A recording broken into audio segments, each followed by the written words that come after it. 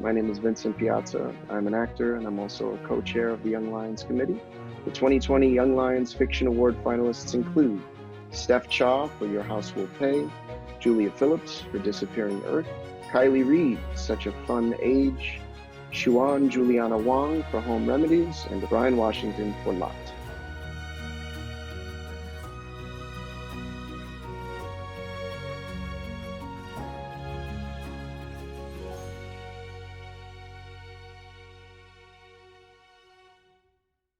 Hi, my name is Monique Trung, and I'm the 2004 Young Lions Fiction Award winner for The Book of Salt. I'll be reading from Steph Cha's Your House Will Pay. He remembered those 6 days of violence, fire and havoc wherever he looked, stumbling bodies and stunned, bleeding faces. He watched his city go up in flames, and under the sadness and rage, the exhilaration of rampage, he recognized the sparkle of hope. Rebirth, that was the promise of destruction. The olive branch, the rainbow, the good men spared to rebuild the earth. But where was the new city? And who were the good men? Los Angeles, this was supposed to be it. The inn of the frontier, land of sunshine, promise land.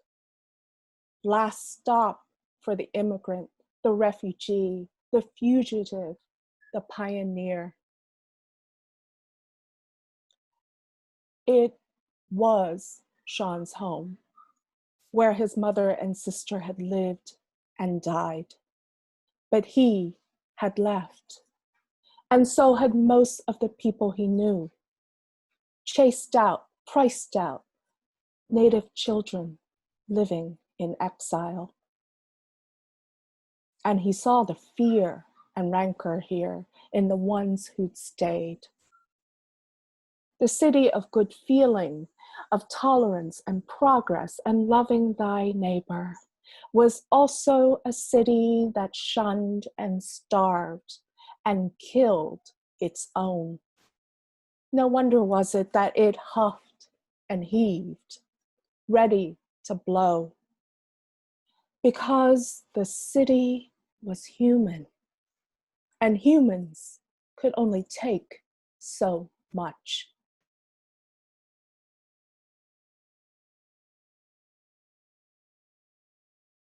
Hi, I'm Karen Russell. I'm the author of Swamplandia, which was the 2012 winner of the Young Lions Fiction Award. And I'm so honored to get to introduce Julia Phillips. Julia is the debut author of the best-selling novel Disappearing Earth. It's been published in 23 languages, and it was a finalist for the National Book Award. She's a Fulbright Fellow who's written for the New York Times, The Atlantic, and the Paris Review, and she lives in Brooklyn. And I have enlisted in the growing masses of Julia Phillips fans. I loved this book so much. And I really love that it's a finalist for this award because I remember so distinctly, even now as an old lion, what it felt like to be honored by the Young Lions. And it is such a lonely thing to write a book. It takes a really long time, and it's a real faith game. For many years, you just have these files on your desktop, and it's totally unclear if or when it might become a book. Like the notion of a readership feels sort of like a hallucination, and particularly with a novel, I think you leave the land for so long. You're sort of really rowing across the abyss.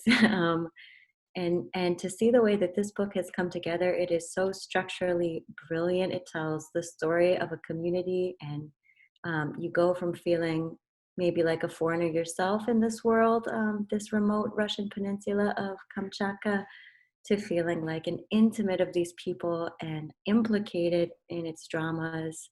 And it feels like a memory returning to your own body, because Julia writes with such specificity about these universal longings. So I thought that I would just start reading and with just a thank you to the New York Public Library and the Young Lions, because at exactly the moment when a debut writer is craving kind of validation and a sense that books matter, there's this big party that you get to attend. And I know we're all attending virtually this year. It's still a party. It's a real celebration of the incredible accomplishment of these young writers and their books, and how fun to have a front row seat to the beginning of what is sure to be an extraordinary career. So I'm going to read everything that Julia ever does. This is from the beginning of Disappearing Earth. Sophia, sandals off, was standing at the water's edge. The bay snuck up to swallow her toes, gray salt water over bright skin. Don't go out any farther, Alyona said. The water receded. Alyona could see under her sister's feet the pebbles breaking the curves of Sophia's arches, the sweep of grit left by little waves. Sophia bent to roll up her pant legs, and her ponytail flipped over the top of her head. Her calves showed flaking streaks of the blood from scratched mosquito bites. Alyona knew from the firm line of her sister's spine that Sophia was refusing to listen. You better not, Alyona said. Sophia stood to face the water. It was calm, barely touched by ripples that made the bay look like a sheet of hammered tin. The current got stronger as it pulled into the Pacific, leaving Russia behind for open ocean, but here it was domesticated. It belonged to them. Hands propped on narrow hips, Sophia surveyed it, the width of the bay, the mountains on the horizon, the white lights of the military installation on the opposite shore. The gravel under the sisters was made of chips from bigger stones. Alyona leaned against a block the size of a hiking backpack. A meter behind her was the crumbling face of St. Nicholas Hill. Water on one side, rock wall on the other. They had walked along the coast this afternoon until they found this patch free of bottles or feathers to settle. When seagulls landed nearby, Alyona chased them away with a wave of her arm. The whole summer had been cool, drizzly, but this August afternoon was warm enough to wear short sleeves. Sophia took a step out, and her heel went under. Alyona sat up. Soph, I said no. Her sister backed up. A gull flew over. Why do you have to be such a brat? I'm not. You are. You always are. No, Sophia said, turning around. Her tipped-up eyes, thin lips, sharp jaw, even the point of her nose annoyed Alyona. At 8 years old, Sophia still looked 6. Alyona, 3 years older, was short for her age, but Sophia was tiny all over, from waist to wrists, and sometimes acted like a kindergartner. She kept a row of stuffed animals at the foot of her bed, played pretend that she was a world-famous ballerina, couldn't fall asleep at night if she caught even one scene of a horror movie on television. Their mother indulged her. Being born second had given Sophia the privilege of staying a baby all her life. Gaze fixed on a spot on the cliff far above Alyona's head, Sophia lifted one foot out of the water, pointed wet toes, and raised her arms to 5th position. She tipped and caught herself. Alyona shifted her seat on the stones. Their mother always tried to get Alyona to take her sister along to classmates' apartments, but these little misdeeds were exactly why she would not. Instead, they had spent their summer vacation alone with each other. Alyona had taught Sophia how to do a back walkover in the damp parking lot behind their building.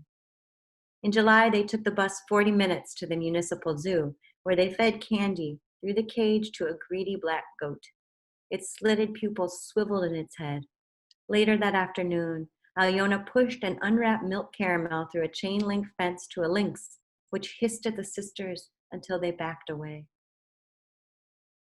The caramel sat on the cement floor, so much for the zoo, when Alyona and Sophia's mother left the money in the mornings before work. The sisters went to the cinema, split a banana and chocolate crepe after work at the cafe on its 2nd floor.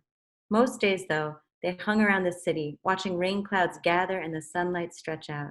Their faces tanned gradually. They took walks or rode their bikes or came here. While Sophia balanced, Alyona looked along the shore. A man was picking his way over the rocks. "Someone's coming," Alyona said. Her sister splashed one leg down and lifted the other. Sophia might not care who saw her act like an idiot, but Alyona, her forced companion, did. "Stop," Alyona said, more loudly, heating up in her mouth. "Stop." Sophia stopped. Down the line of the water, the man was gone.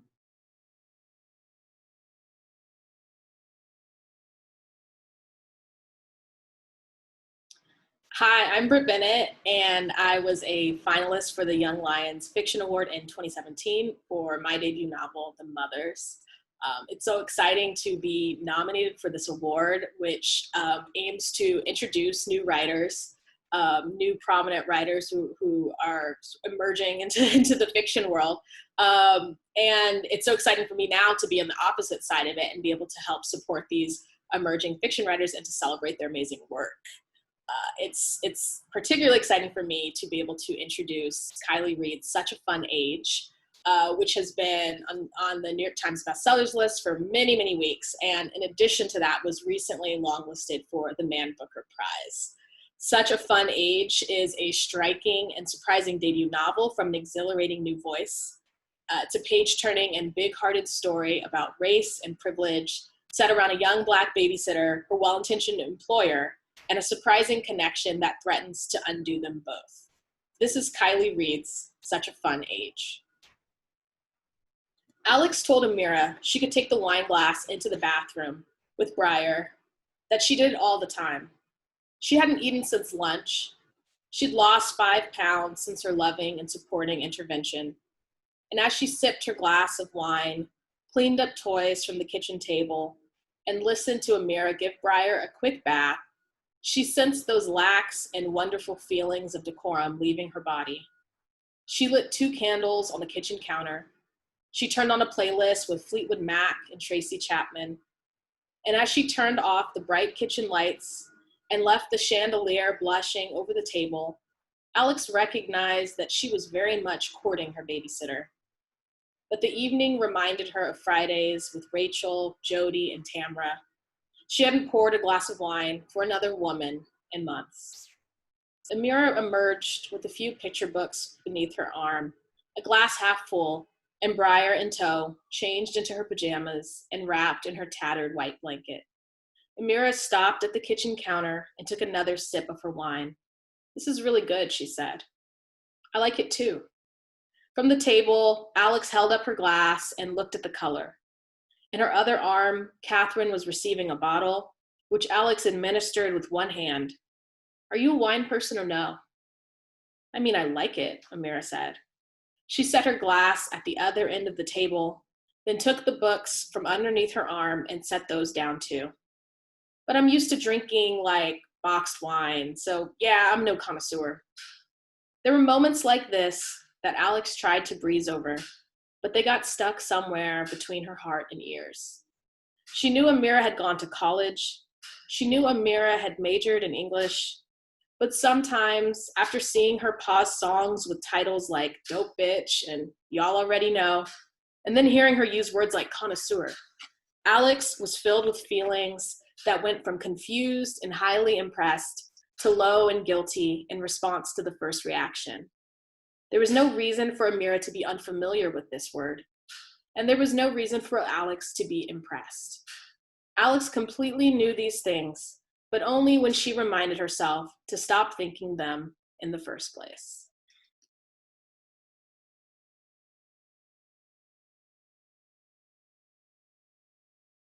Hey everyone, my name is Jenny Zhang, and I wrote a book called Sour Heart, and it was a finalist for the Young Lions Fiction Award in 2018.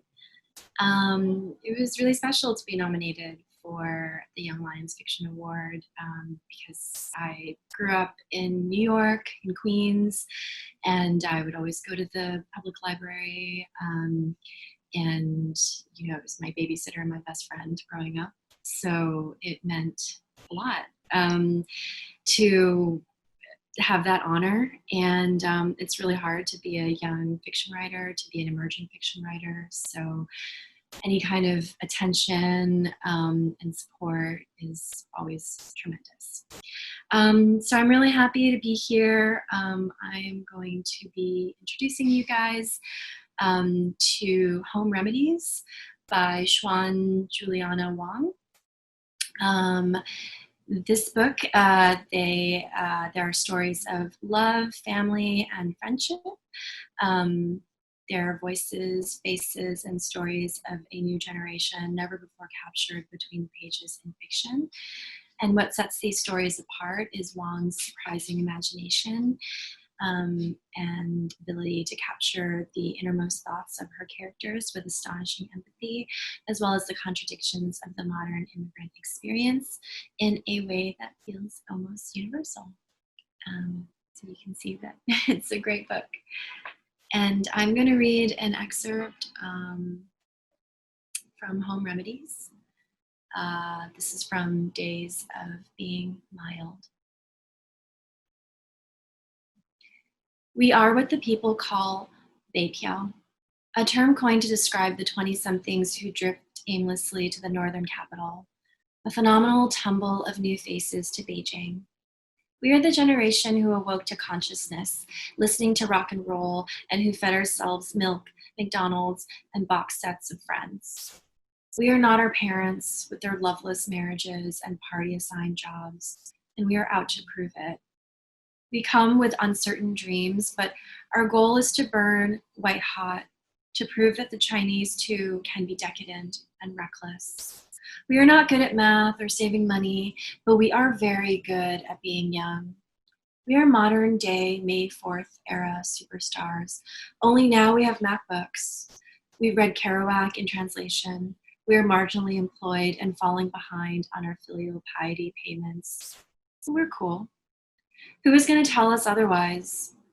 5 of us live in a part of a reconverted pencil factory outside of the 4th ring, smack in the middle of the 798 art district. We call our place the fish tank, and it covers 400 square meters of brick and semi-exposed wall insulation.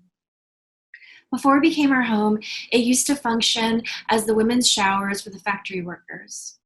As a result, it is cheap and it is damp. The real Beijing, with its post-Olympic skyscrapers, stadiums, and miles of shopping malls, rests comfortably in the distance, where we can glance fondly at the glow of lights while eating lamb sticks. Our roommates include JJ, the tall, dark-skinned half-Nigerian from Guangzhou, who is loudmouthed and full of swagger. He keeps his head shaved, favors monochromatic denim ensembles, and is either drinking or playing with his own band, Frisky Me Tender. The resident cinematographer is Benji, who is so handsome, waitresses burst into fits of giggles when taking his orders.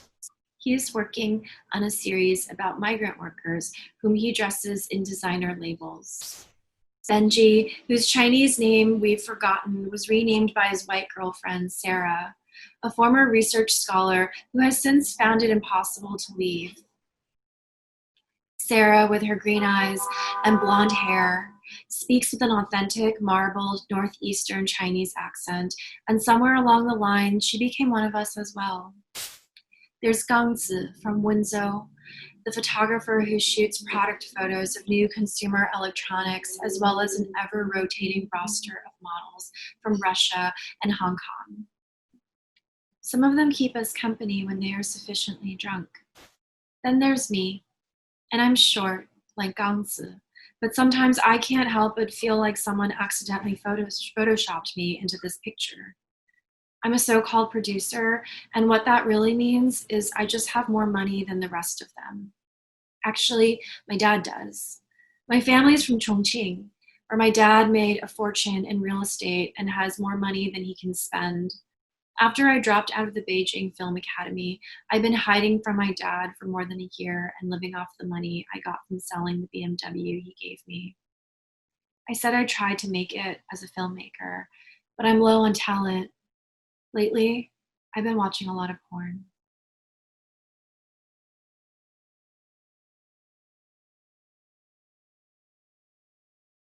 My name is KWAME ADJEI-BRENYAH, and I'm the author of Friday Black, which was a finalist for the 2019 New York Public Library Young Lions Award.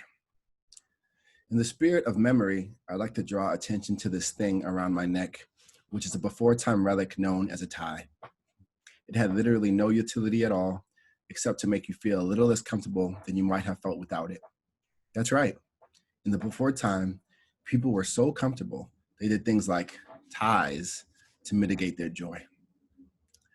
I think about before and what an honor it was to be included in the Young Lions ceremony. It was big for me. It was a huge validation as I got to party with people I truly admired. Pooch Hall was there, and he was chopping it up with my friends. It was really dope. Mostly it felt good because a group of us had gathered in celebration of fiction. We were celebrating art that asks us to think of ourselves and our lives and our pain and our joy and our ridiculous, like ties. We gathered together in the library in the city and danced together, celebrating emerging writers. And a celebration that's worthy because writing is scary, as is everything in a post-tie, mid-COVID, racist-ass world and country. And so writers, both emerging and seasoned, we have a great task in front of us. We don't run from what is hard. We write toward it. And it's a beautiful thing to have institutions like the New York Public Library that support writers early in their careers because the journey is a long one. And also, who doesn't love a little love? It's important that we hold up those that dare to make truth here, real, in front of us. Those that go to the hard place and ask the reader to join them because there might be something that hurts us there, yes, but also that might be where we are saved. And to get us there, a writer must do many things. A writer finds the heart. The writer brings light. The writer takes life and makes more life. They capture it and share it. In that capturing, they make a truth that reminds us that we are connected, even when we feel so far apart. Emerging writers are always finding new ways to save us. And I'm extremely honored to have the chance to read the work of one hell of a writer, one who carries the title and all it holds beautifully. I'm talking about Bryan Washington and his wondrous debut of stories, Lot. Home is wherever you are at the time, a character in the very first story writes. And all the time at Bryan Washington's words feel like home, even as they center lives in a place I've never been and lives I have not lived. In reading this book, home is Houston. Home is love and unloved and communities bound by stories, by gossip, by murder and celebratory dance. In Lot, home is the brutal, plain-spoken truth. It is an unexpected tenderness, a glass of water offered to a thirsty mouth. Bryan Washington is prodigious. Let's make that clear. He's a writer who quietly and suddenly stuns you over and over and over again. He makes me say, God damn, often. He evokes an elegance and beauty that he pulls right up from the earth in front of us. He makes us feel like anything in his careful hands might be marvelous. Anything might feel like home. This is Bryan Washington's Lot. And I'll be reading from the story, A Leaf. The apartment sat stacked, one on top of the other. When James left Asia's, he took a right toward the staircase, passing 4 doors, 3 windows, and the kids, Carl and Dane and Nigel, stroking the football along, their mothers watching them kick it. And the Guadalajarans on the railing who leaned, sipping their 40s, reminiscing about adolescence, all lies, mostly. And then there were the delinquents, skipping school, smoking cigarettes, nodding along to Joy Division, Ice Cube, and sometimes Selena, until James scaled the staircase, hooked another left, and dipped into the unit adjacent to Benito's, our resident queer. Asia took the same route in the opposite direction when she left his apartment. That happened less often since he mostly came to her. On her way down the railing, though, she would sit with the cabrones, tapping her foot to come on the floor, kicking the ball across the balcony before a word with a woman huddled over the veranda. They'd riff on whatever gossip was marinating that afternoon before she slipped back into her own apartment at the turn of the evening, where she showered, swept, wept, started dinner for Paul. In this way, Asia's super secret liaisons with the white boy upstairs weren't exactly secret at all. They weren't even that scandalous. We're talking about the part of town called A-Leaf, over the 60-acre mansions, despite ours actually being the worst hood around. The worst. In the years we've been here, we've seen coke wars, turf realignments, the usual school zoning, violence, and shootouts. That one time in the 90s, with the cracker offing black folks by the Jack in the Box. Some of us still remember the way people walked, like they all had sticks in their ass, up their asses, like the guy who stuffed them there was just around the corner. Mr. Poe could tell you about cops cruising the gates, Esmeralda Rivera had photos of the rats as fat as trees. But the neighborhood changed, with our not legals shuffling around, who don't have time for violence, people whose only reason for bouncing was to get away from the violence. We've mellowed out, found a rhythm, slowed down. You can raise a kid in the complex, start a garden or some shit. We make an ugly family, mostly brown and cross-eyed and crippled. Ronaldo's son plays spin the bottle with Jamila's daughter 5 doors down. Bridget brunches with Lau twice a month on Tuesdays. Kim Sue's niece's marriage collapsed when it turned out she was a stud. And Peter George's son, the burnt one, is doing time for packing. All the Rodriguez daughters are pregnant. The Williams girls in college, and little Hugo's hustling for an internship at NASA. Basically, we can't keep a secret for anything. Rumors glide through the complex like vines, but the one person who should have known about James and Asia, the one their opus would have actually mattered the most to didn't, or at least not for a while. But when Paul did find out, it wasn't from her. She was better than that. It might not be fair to say that she loved him. That might not be true, considering the circumstances. But we knew she liked him enough, or felt indebted, if not protective. Which might have been better than love. It might be easier to put some reins on. And anyways, she took precautions. Changed her panties before he got home, showered. She shut the stoves, cooled the room, let him kiss her on the cheek, asked about his day, massaged the motherfucker's shoulders when she thought he might like it, let him take her to bed, although she probably came hours earlier, except it was different with Paul. It was always different. It just was. And every night, the last words he said were, "Asia, are you happy?" And Asia always told him she was.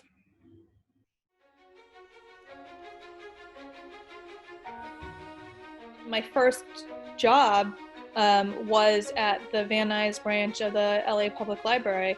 I was a messenger clerk. I kept my shelves immaculate. I'm very good at alphabetizing.